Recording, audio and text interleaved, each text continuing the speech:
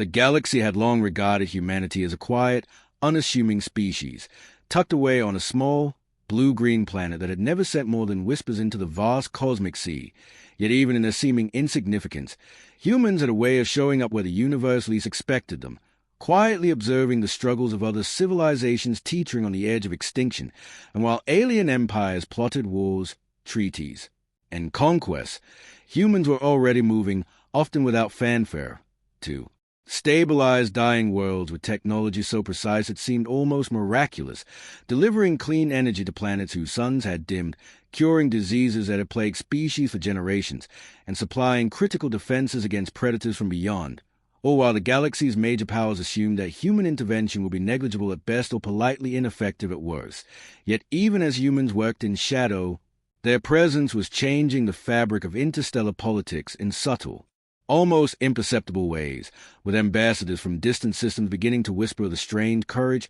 ingenuity, and resilience that defined humanity, reports from frontline scouts describing the calm decisiveness with which humans could assess a chaotic planetary crisis, mobilize resources, and act with surgical precision, deploying fleets that were not just war machines but lifelines, each ship carrying engineers, medics, and diplomats trained to adapt instantly to alien ecosystems and cultures, all coordinated with a level of communication and planning that alien bureaucracies struggle to comprehend. And as these whispers reached the ears of the larger galactic powers, a slow, creeping unease began to grow, for there were no fanfares, no calls for recognition. But each intervention left a subtle trace of human dominance in terms of effectiveness, efficiency, and the undeniable moral weight of choosing to save rather than conquer. And it was this quiet, relentless ethic that was the first signal to those who thought humans could be easily ignored, while entire star systems once resigned to collapse now thrived under careful stewardship,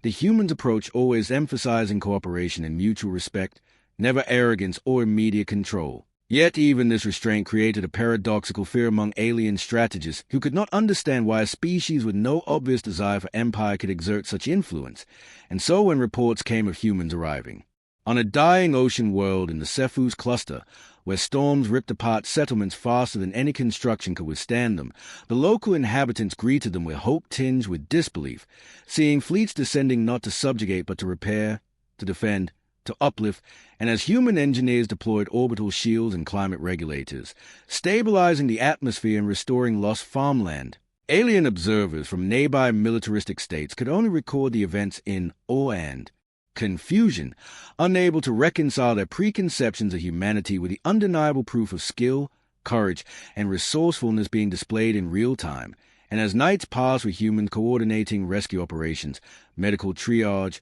and reconstruction, rumors began to circulate among the higher councils that the so-called weak species from Sol had capabilities far beyond what anyone had predicted, that their ships were faster, their strategies more adaptive, and their willingness to intervene selfless yet terrifyingly precise, leaving enemies wondering what kind of power resided in a species that sought to save rather than dominate, yet could so thoroughly dismantle threats it provoked. And while human diplomats and fleet commanders never flaunted these abilities, the effects rippled outward, entire civilizations previously resigned to extinction now capable of recovery, trade routes restored, populations stabilized, and ecosystems beginning to heal, while alien intelligence officers and war planners scrambled to adjust their assumptions, their trembling evident in private communications as they debated the meaning of this sudden, quiet, unstoppable surge of human influence across the stars. And as humans continued their mission, hopping from one imperiled system to another, applying the same combination of ingenuity, empathy, and relentless efficiency, it became clear that the galaxy had been playing with fire by underestimating a species that had no desire to rule, yet possessed the capability to save or destroy on a scale that few could imagine, and every act of intervention carried with it the silent message that humans did not ask for recognition, yet the universe would remember, because wherever humanity touched, life endured, and every trembling alien council knew deep in their core that they had misjudged the one species capable of reshaping the balance of power without a single act of aggression, and in the age of quiet human guardianship was only beginning.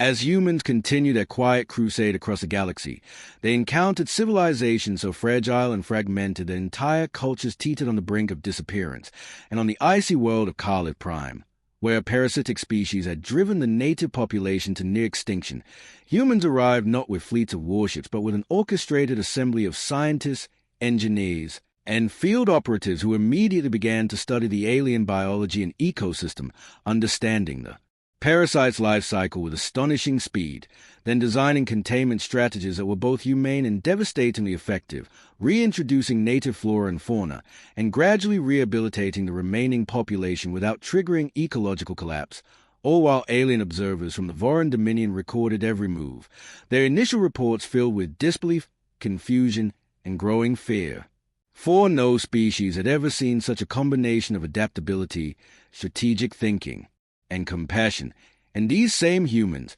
when faced with aggressive mercenary groups attempting to exploit the Kalith natives, had deployed precise countermeasures, not through raw firepower alone but with tactical genius, intercepting supply lines, disrupting communications, and orchestrating defenses that forced the invaders to retreat with minimal casualties yet maximum humiliation. And as news of these interventions spread, whispers began to circulate among the councils of powerful empires, questioning whether humanity's rising influence was accidental or deliberate, and what hidden capabilities lay beneath the veneer of their cooperative, seemingly non-aggressive actions. Yet humans themselves gave no speeches, claimed no territories, and accepted no tributes, operating instead on the principle that survival and dignity of civilizations mattered more than galactic power. And this quiet yet relentless method of intervention created an unsettling contrast with traditional, imperialist powers, forcing alien analysts to rethink long-held doctrines about control, conquest, and the nature of strength. And on the volcanic moon of Theros V, where an ancient civilization was trapped under rivers of molten lava from sudden tectonic upheavals, humans arrived with a fleet equipped for both evacuation and environmental engineering, deploying heat-resistant drones to construct channels that diverted lava flows, establishing temporary shelters, and initiating emergency medical protocols, all executed with a timing so precise that casualties were minimized to almost zero, leaving alien onlookers astounded that a species they had long dismissed as primitive could manage such a multi-layered, high-stakes operation with efficiency and ingenuity. And as humans moved on to the gas giant colonies of Renara, where sudden atmospheric storms had collapsed entire floating habitats, they implemented a combination of atmospheric stabilizers, rapid deployment repair crews, and automated rescue vehicles that saved tens of thousands of lives in a matter of hours, demonstrating a pattern that no empire had predicted. Humanity did not seek glory but acted decisively when others suffered, and this unrelenting focus on saving rather than conquering began to ripple through political and military networks across the galaxy, leaving alien rulers uneasy as they realized that human intervention could undermine their authority without a single fleet being fired in anger. And as humans moved from system to system, saving what had been considered lost civilizations, establishing trade and communication links where none had existed, the alien powers began to whisper to each other about a species that operated outside traditional models of power, that understood resilience and adaptability in ways alien bureaucracies could not, and while the humans themselves never boasted, never demanded acknowledgement, their actions spoke volumes, forcing the galaxy to recognize that in every place humans touched, life endured, threats were neutralized, and entire systems could be stabilized without conquest, leaving trembling alien councils to wonder whether humanity's true power was its technology, its strategy, or something more profound, a moral and intellectual force that could, if provoked, overturn the expectations of empires. And as the humans departed each world with minimal trace of themselves yet maximal impact on the survival and prosperity of the civilizations they had saved, the galaxies slowly began to understand a terrifying truth. The species it had overlooked, dismissed, and sometimes mocked had quietly assumed the role of arbiter, protector, and strategist on a scale that no one had imagined, and the realization that humans could act not just to survive, but to save and dominate in ways subtle yet absolute, sent ripples of apprehension and all through every council, command center, and intelligence bureau, leaving the aliens trembling at the quiet, unstoppable surge of humanity that continued to spread across the stars. And while humans never announced their victories, never claimed empires, and never flaunted their superiority, the pattern was unmistakable, undeniable, and infinitely unsettling for those who had underestimated the species from Sol.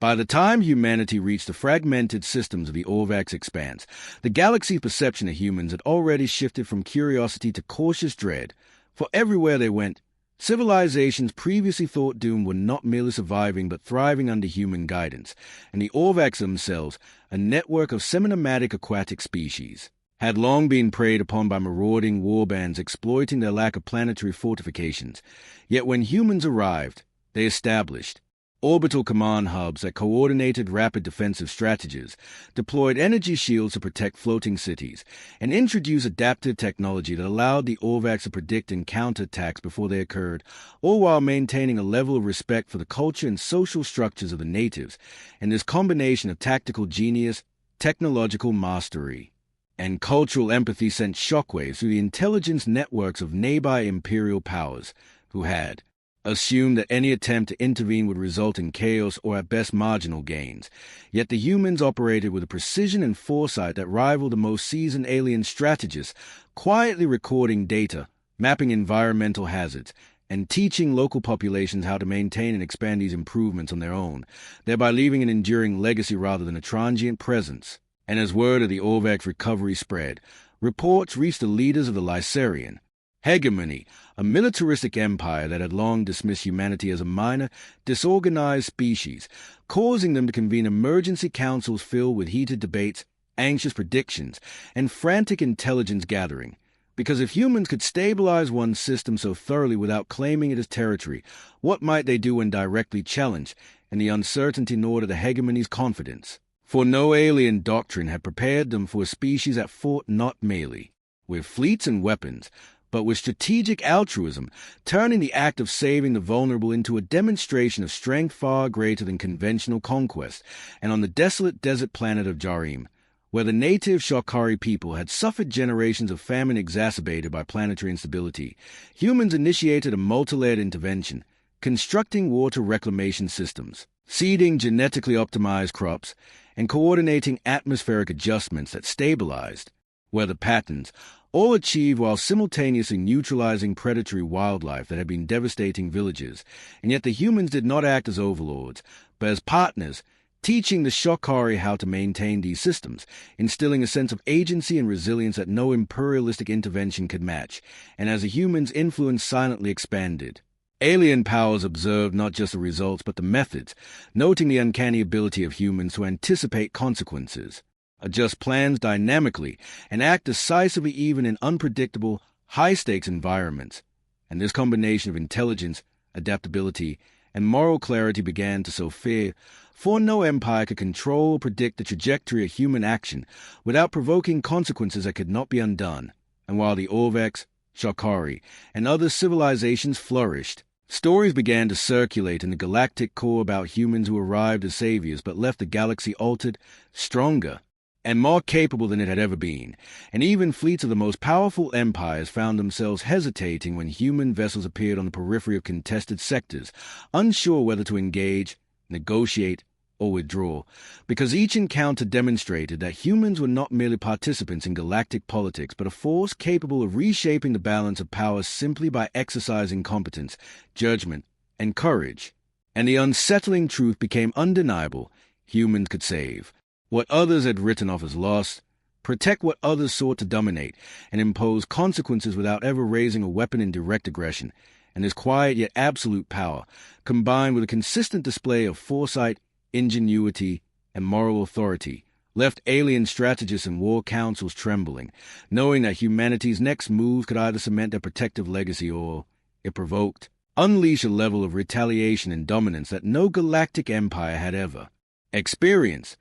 And the whispers grew into urgent transmissions, reports filed in encrypted channels warning commanders across systems that the underestimated species from Sol was now an unavoidable variable in every political, military, and ecological calculation. A species that had demonstrated through actions rather than rhetoric that the ability to save civilizations and protect life carried a power more enduring and more terrifying than conquest. And as humans departed Jarim with the Shokari, thriving and fully capable of maintaining their improved environment, the galaxy collectively recognized that humanity had established a precedent, a new metric for influence where intervention was measured not in territory or tribute, but in lives preserved, civilization strengthened, and hope restored, leaving trembling alien powers to reconsider every assumption they had made about the species they once considered minor, insignificant, and irrelevant, and the galaxy realized we're growing. Uneasy that the quiet human hand guiding survival and resilience was shaping an unstoppable force whose full implications could not yet be calculated or contained. The tremors of unease among alien powers only intensified when humans arrived in the HFY cluster, a region long dominated by the militaristic Clevani Dominion, whose citizens had grown accustomed to ruling weaker systems through intimidation and calculated violence, and the Clevani had been systematically exploiting neighboring species, extracting resources, and suppressing technological development. Confident that no other power could challenge their dominance, yet the humans appeared. Suddenly, unannounced, deploying fleets not to conquer but to stabilize critical infrastructure, repair devastated orbital stations, and provide strategic counsel to the oppressed populations. And within days, entire colonies that had been stripped bare, their economies collapsed, their citizens living in fear, began to recover, with human engineers redesigning energy grids, implementing defensive satellites, and establishing rapid response protocols against natural disasters or Clevani raids, all executed with surgical efficiency that left alien observers both awed and terrified, for every act of restoration was simultaneously a demonstration of tactical mastery, showing that humans could intervene in complex, multi-layered conflict without ever firing the first shot in aggression. And as the Clevani attempted to assess the threat, sending reconnaissance fleets and intelligence operatives, they discovered that humans not only anticipated their moves but had already prepared contingencies for nearly every scenario, turning defensive positions into unassailable strategic advantages while still maintaining the appearance of assistance rather than domination. And as rumors spread through the Clevani High Command, panic began to set in, for no doctrine existed to counter a species that could stabilize entire clusters, protect vulnerable civilizations, and neutralize threats without ever seeking empire. And while the humans coordinated with the liberated colonies, training local populations to maintain and defend their systems, Clevani warships that had once ruled the cluster now hesitated, unsure whether to engage and risk annihilation, or withdraw and allow humans to continue reshaping the balance of power. And the moral dimension of humanity's approach added a layer of psychological warfare no alien strategist could have predicted. By saving lives, humans had earned loyalty and gratitude across the HFY cluster, creating a network of civilizations, aligned not through fear, but through respect and trust, a web of influence that could not be broken by conventional military force. And as human diplomats mediated disputes between former Clevani subjects, negotiated resource sharing, and implemented sustainable environmental programs, the Clevani Dominion realized that they were facing a species whose reach extended beyond fleets and weapons, whose influence spread through competence, foresight, and ethical authority. And this revelation sparked an unprecedented crisis in alien governance, with councils and admirals openly acknowledging their inability to predict or contain humanity's impact. And on the planet of Serifos, where centuries of civil war had left cities in ruins and populations fractured, humans deployed not only engineers and medics but negotiators skilled in cross-cultural diplomacy,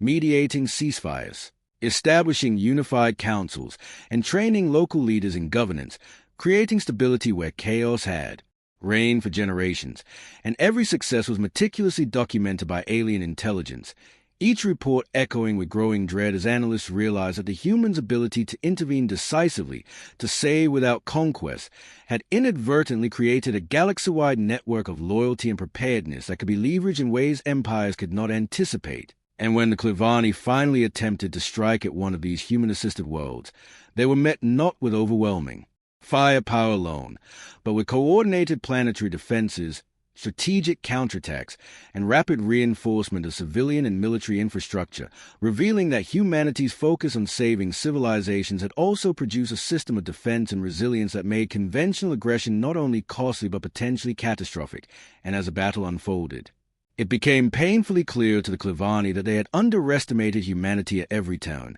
that the species they once dismissed as minor and disorganized was capable of reshaping power structures across multiple star systems without ever engaging in traditional conquest. And as the humans continued to orchestrate the stabilization, defense, and revitalization of the HFY cluster, the galaxy at large began to internalize a profound, unsettling truth. The species that saved others could simultaneously assert dominance, create loyalty, and command respect on a scale unmatched by any empire. and the tremor of realization spread across councils, intelligence bureaus, and war rooms that had long assumed humanity was insignificant, leaving alien powers to acknowledge, with growing fear, that the quiet, deliberate, and ethical rise of humans had created a new metric of galactic influence, one rooted not in coercion, but in the undeniable proof that they could protect, empower, and, if necessary, obliterate adversaries with a precision and moral authority that no empire had ever possessed, and as humans departed from. Serifos, leaving behind thriving, self-sustaining civilizations now capable of resisting aggression independently. The Clavani and others could only watch in disbelief as the galaxy silently shifted under the guidance of a species that had never sought dominion, yet had become unstoppable in its ability to shape the fate of countless worlds, leaving the message unspoken but clear. Humanity saves, humanity protects, and those who underestimate it tremble. By the time humans arrived in the Ashara Nebula, the galaxy was already beginning to whisper of a species that moved with uncanny foresight, capable of saving entire civilizations while simultaneously redefining power dynamics without firing the first shot of aggression. And the Asherans, a delicate avian-like species whose cities were suspended within massive floating biodomes, had been devastated by a sudden wave of cosmic storms that had ripped through their habitats, leaving entire populations exposed and vulnerable. Yet when humans appeared, they deployed stabilization drones that repaired the domes in real time, constructed climate regulators to neutralize the storms, and introduced systems to monitor and adapt to sudden environmental shifts, all while working with the Esheran councils to ensure that cultural practices, leadership hierarchies, and local knowledge were preserved, creating a restoration that was both technical and social. And this approach confounded alien observers from the nearby military states who had expected humans to impose their own structures, take control of resources, or demand compliance. But instead, humans empowered the Asherans to survive independently, demonstrating a philosophy of intervention that blended intelligence, ethics, and efficiency in a way no empire had ever conceived. And while the Asherans flourished, the emissaries of the neighboring Thalix Dominion observed in growing panic as humans coordinated operations, extended beyond mere disaster relief, integrating predictive analytics, rapid deployment strategies, and multi-system logistics that ensured no population would remain vulnerable. And for the first time in history, an empire recognized that humanity's ability to save and stabilize could also serve as a weapon of unparalleled influence. For every life preserved and every civilization strengthened created loyalty and gratitude that no conquest could achieve. And as humans moved on to the industrialized colonies of the Morin Belt, which had been under constant attack from spaceborne raiders, they executed simultaneous rescue operations, established adaptive defense grids, and trained local militias to coordinate with their fleets, turning what had been a series of scattered, hopelessly unprotected settlements into resilient, self-defending networks capable of repelling even the most organized aggressors. And alien intelligence agencies monitoring these operations struggled to comprehend how humans consistently achieve such results across diverse environments and species, all while avoiding the hallmarks of traditional domination. And as a ripple effect of humanity's intervention spread, it became clear to observers that the humans' combination of foresight, technological adaptability, and moral clarity was creating a galaxy-wide web of influence that could not be ignored, resisted, or predicted with conventional strategies. And the Thalix Dominion, whose military planners had once boasted of invincibility, now convened emergency councils filled with alarm, analyzing scenarios where human-led civilization could coordinate against any aggressor with precision and loyalty, realizing that the species they had dismissed as minor and unorganized could simultaneously save worlds and create operational networks capable of overwhelming even the largest fleets. And on the desert world of Korath, where ancient ruins had been looted by unscrupulous mercenaries, humans not only intervened to protect remaining artifacts and civilians, but also implemented systems to monitor and prevent future exploitation, installing automated defenses, emergency shelters, and educational programs to preserve cultural knowledge, showing that their strategic interventions extended beyond immediate survival to long-term sustainability. And the aliens observing these operations began to recognize a terrifying pattern. Humans did not seek empires, yet in the act of saving and protecting, they created influence, authority, and unassailable positions across the stars, and as fleets from previously dominant powers approached systems under human stewardship, they were met not with reckless aggression but with coordinated defensive networks, resilient populations, and humans capable of rapid, adaptive response to every offensive maneuver, demonstrating that restraint and altruism could be as formidable as raw firepower, and this realization sparked unprecedented fear. For no empire had ever encountered a species whose moral and operational competence combined to create a force capable of altering entire regions of the galaxy without conventional conquest, and as humans prepared to depart from the Ashara Nebula and Morin Belt with thriving, self-sufficient civilizations left in their wake, the surrounding empires could only watch helplessly, realizing that the species they had underestimated was not only a savior to the vulnerable but also an unstoppable variable in the galactic balance of power, capable of reshaping alliances, neutralizing threats, and asserting influence through competence, foresight, and moral authority, leaving the message unspoken yet undeniable. Humanity saves, humanity protects, and those who fail to recognize their growing presence tremble at the consequences of underestimation. The turning point arrived in the Vale sector, a region long dominated by the militaristic and expansionist Chirati Empire, who had built a reputation on swift conquest, harsh subjugation, and an unchallenged sense of superiority. And when the Chirati discovered that humans had been stabilizing and empowering multiple civilizations along their borders, they initially dismissed the reports as exaggeration, believing no species so young, so seemingly disorganized, could pose any real threat. Yet, by the time a Chirati reconnaissance fleet arrived near the worlds under human protection, they were confronted with the unmistakable reality of coordinated planetary defenses, thriving populations capable of resisting aggression, and humans operating with a precision and foresight that outmatched even the most seasoned commanders, and the shock rippled through the Chirati High Command, who had never anticipated that a species they considered minor could not only preserve but strategically enhance the strength of multiple civilizations simultaneously, creating a network of loyalty, resilience, and defensive capability that threatened to undermine the Chirati's regional dominance. And as the humans engaged diplomatically, refusing to provoke yet remaining unyielding in protecting the vulnerable, the Chirati fleets discovered that traditional intimidation tactics failed entirely. For human strategy emphasized anticipation, adaptation, and coordinated multilateral support, rendering any direct assault costly, uncertain, and morally indefensible, and this combination of operational brilliance and ethical clarity generated a type of influence alien powers had never accounted for, where saving lives became a weapon of strategy and foresight became a force multiplier. And on the planet New Vera, where the Chirati had attempted to assert control over a small colony, humans intervened by deploying orbital shields, rapid response defense teams, and advanced communication systems, linking the locals with other human-assisted populations, enabling coordinated resistance that neutralized every offensive maneuver. And as the battle unfolded, it became apparent to all observing empires that humanity had not merely stabilized a region but had fundamentally redefined the balance of power, demonstrating that the act of saving civilizations could simultaneously serve as the ultimate deterrent to aggression. And as humans moved fleet after fleet into strategic positions, preparing contingencies for every possible Chirati maneuver while simultaneously negotiating peace agreements and protective pacts with local species,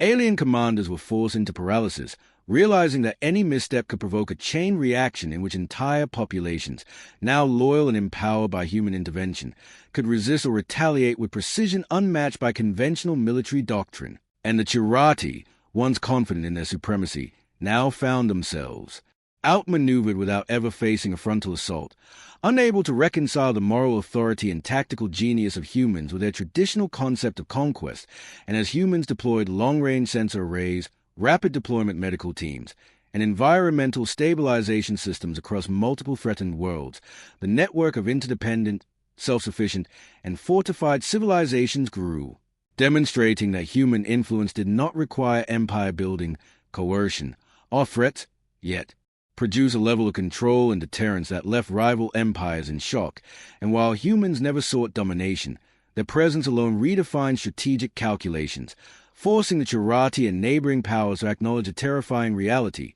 a species that saves, protects, and strengthens others could outmatch empires, dictate terms through influence rather than fear, and impose consequences with surgical precision if provoked, And when final negotiations commenced, with humans mediating disputes, reinforcing defensive capabilities, and offering technological and tactical assistance, even the most belligerent Chirati leaders realized that they had underestimated a species whose moral clarity, ingenuity, and strategic foresight created an unstoppable combination of ethical authority and operational dominance. And as humans departed the Veil sector, leaving thriving civilizations fully capable of independent defense, the trembling that had begun with whispers across councils had become a galaxy-wide acknowledgement. Humanity did not need to conquer to dominate, did not need to threaten to enforce, and could reshape the fates of entire species with precision and power that no empire had yet experienced, leaving the Chirati and all other alien powers with a singular,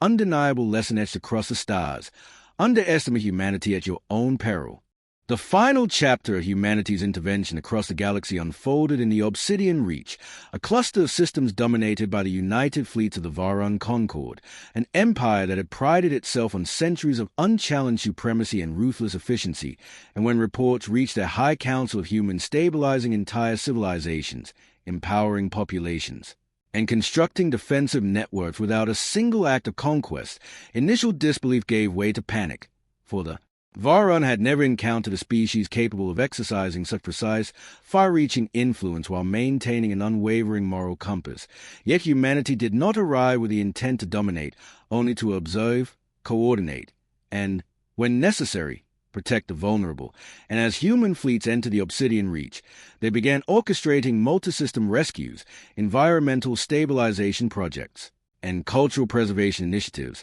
simultaneously upgrading energy grids, medical facilities, and planetary defenses across dozens of worlds, and alien observers, expecting confusion or inefficiency, instead found humans operating with flawless synchronization, executing strategies that accounted for both natural and artificial threats, empowering local populations to defend themselves, and creating redundancy systems that allowed for continuous protection even in the event of unexpected attacks. And when the Varan attempted a conventional strike to assert dominance, they encountered fortified systems, coordinated resistance, and human-led tactical countermeasures that neutralized their offensive without unnecessary loss of life, revealing a form of power that no empire had considered possible: the combination of saving lives, strategic foresight, and operational genius. And as humans moved from system to system, liberating colonies, rebuilding shattered civilizations, and mediating disputes between previously warring species, the galaxy slowly began to grasp an undeniable truth: that the species from Sol, once dismissed as insignificant, had demonstrated an ability to shape the fate of entire regions without resorting to conquest or tyranny, instead imposing authority through competence, integrity, and relentless protection of life. And when the Varan Council realized the full scope of human influence, they convened an emergency session, their fleets immobilized by uncertainty, their allies hesitant, and every tactical calculation rendered obsolete by the humans' unprecedented combination of moral and strategic power. And across the galaxy, civilizations that had once been isolated, broken, or on the brink of extinction now stood united, resilient, and empowered, forming a network of loyalty and capability that no traditional empire could hope to dismantle. And as humans prepared to depart the Obsidian Reach, leaving behind thriving societies fully capable of independent governance and defense, the impact of their interventions reverberated through political, military, and social structures, alien powers trembling at the realization that they had underestimated a species whose mastery of strategy, technology, and ethics allowed them to protect, empower, and, if provoked, decisively retaliate. And the Varan, once confident in their supremacy, could only acknowledge the immutable lesson: humanity had rewritten the rules of galactic influence, proving that the act of saving civilizations was itself an unassailable power, and that restraint, foresight, and moral clarity could achieve dominance greater than fleets, armies, or conquest. And as human fleets disappeared into the void between stars, leaving the Obsidian Reach and countless other systems transformed, the galaxy collectively recognized that a new era had begun, one in which humanity's quiet, relentless interventions ensured that life would endure, civilizations would thrive, and the species that had once been underestimated would forever be remembered as the guardians, the strategists, and the unstoppable force whose presence ethics, and capability reshape the cosmos, leaving every alien power with a singular, immutable truth etched into the consciousness of the stars. Humanity saves, humanity protects, and those who doubt it tremble. For the legacy of Sol is not one of empire, but of life preserved, hope restored, and the indomitable strength of a species that the galaxy will never again underestimate.